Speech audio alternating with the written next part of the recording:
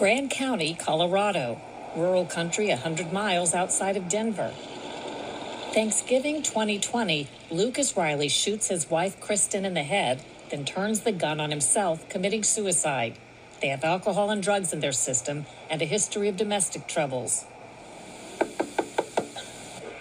Hi. Grand County Coroner Brenda Bach explains how the small-town tragedy is exposing serious questions about the way COVID deaths are counted.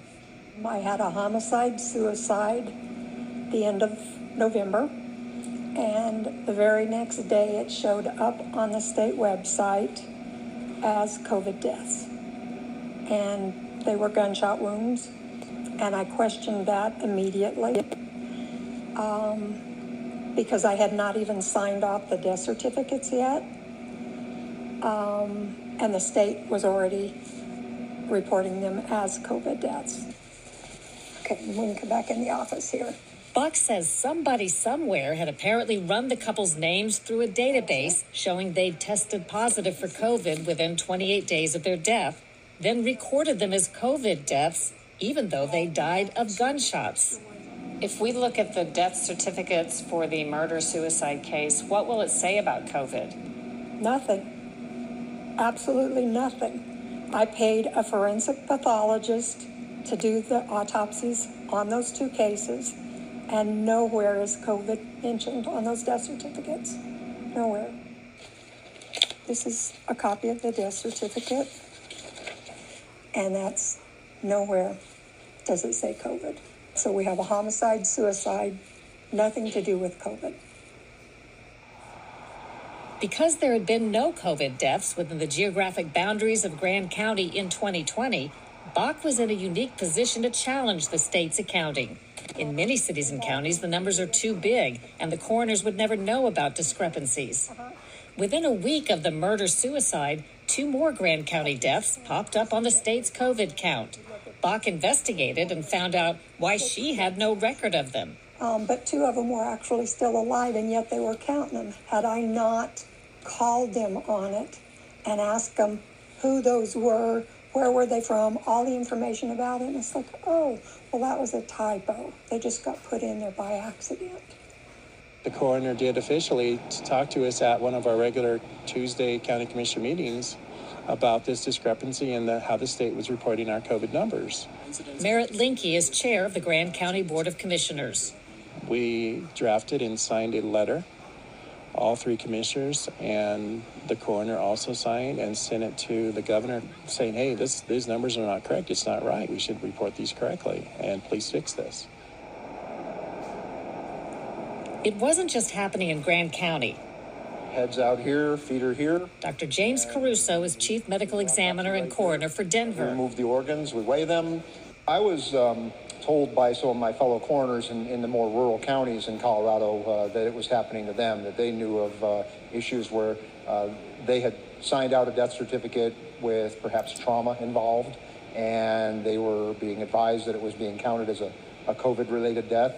When it comes to counting coronavirus deaths, tell me what the story was of what you discovered early on, what was happening. Well, I think early on, the people signing the death certificates probably were doing it accurately, but at some level, maybe the state level, maybe the federal level, there's a possibility that they were cross-referencing COVID tests and that people who tested positive for COVID were listed as a COVID-related death, regardless of their true cause of death. And I believe that's very erroneous and not the way the statistics needed to be accumulated. Caruso says he voiced his objections in April 2020 with the Colorado Department of Public Health. How did you raise your concerns? I told them very clearly that someone can die of COVID or they can die with COVID, and the two are very different. Others were also questioning the state's count. We had the coroner in Montezuma County. He had a death, an alcohol death, and it was counted as COVID, and he's the one that, I guess, got the ball rolling and started complaining. As a result of the complaints, the state added subcategories showing numbers of death of COVID and deaths with COVID. But months later, with the murder-suicide, there were still questions. Of COVID presumably means the death is thought to have been caused directly by COVID. Directly. And with COVID means? You had other underlying conditions. Okay. So the murder-suicide should not have been counted under either of those categories. Right, and that's what I complained about. And then when I did talk to the governor, he told me he didn't believe it was right, but he wasn't going to have them remove it from the count because all the other states were doing it that way, so we were going to also. Colorado Governor Jared Polis declined our interview request. A spokesman said the governor agrees with Grand County Coroner Bach and was outraged that a murder-suicide is recorded as COVID-related. In an effort to be abundantly clear, the governor adds, the state website explains that some numbers combine deaths that were a direct result of COVID and deaths that occurred when the individual had COVID-19. During our visit to Colorado, the state's total COVID-related death tally was 13,845. Separating out the deaths not directly caused by COVID cuts that number by about half, with the rest dying among or with COVID, not because of it.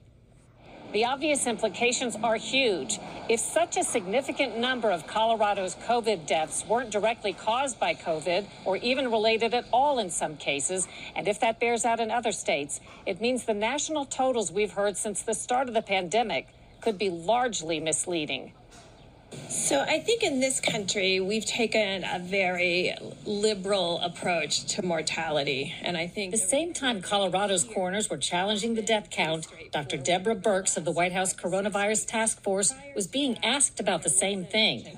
The intent is right now that if someone dies with COVID-19, we are counting that as a COVID-19 death.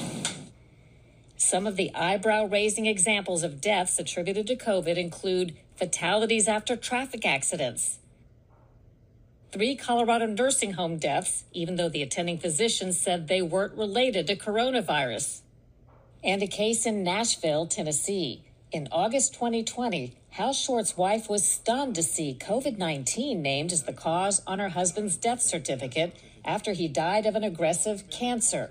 He tested negative for coronavirus 3 times. Only after the family complained was COVID-19 removed, a clerical error blamed. That's really not good enough just saying I won't just say we made a mistake and me forget about it. How many other people are you making this mistake with? Government experts like Dr. Anthony Fauci claim without evidence there are likely far more COVID deaths than documented, not fewer. That the number is likely higher. I don't know exactly what percent's higher, but almost certainly it's higher. Adding to the confusion, widely cited sources from the New York Times to the Johns Hopkins Coronavirus Dashboard compile and report different numbers. Johns Hopkins notes that states are not consistent and may even retroactively change the numbers they report. Short of a national audit, some of the best hard evidence can only be found in small places like Grand County, Colorado, where they know precisely who did or didn't die of what within the county limits, and where Bach says there were no COVID deaths in 2020. Not as far as I'm concerned. But when we checked in July, the New York Times tally over-reported Grand County's 2020 COVID death toll by at least 500%. It was missing one resident who reportedly died of COVID outside of the county, but the Times counted an unrelated heart attack, the 2 people who were still alive, which were removed from the state total, and the murder-suicide of Lucas and Kristen Riley. What are the implications nationwide when we're looking at numbers then? I believe they're very inflated. And don't get me wrong, I believe COVID is real. And I believe people do get very sick from it, and I do believe a small number do die from that. I do not believe a homicide-suicide belongs in that number. I don't, because my job is to tell the truth about why a person died, the cause and the manner. And I don't believe that what's going on is the truth.